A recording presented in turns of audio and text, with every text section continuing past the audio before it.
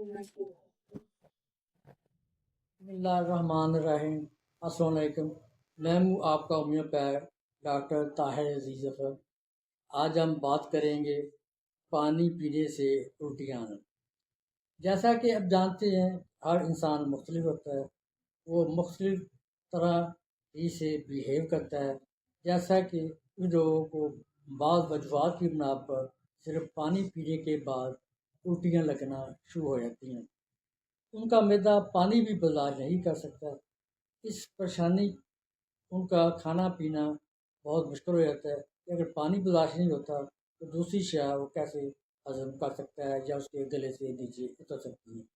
इस सूरत में हम आम तौर पर ipecac 1 m, phosphorus 1 m, arsenic album 1 m इस्तेमाल करते हैं।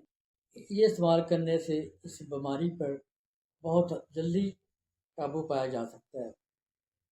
कुछ और मेडिसिन भी मौजूद हैं जो इस मरीज़ की अलामात के मुताबिक दोहराई जा सकती हैं या उनकी पोटेंसी में कमी बेशी की जा सकती है।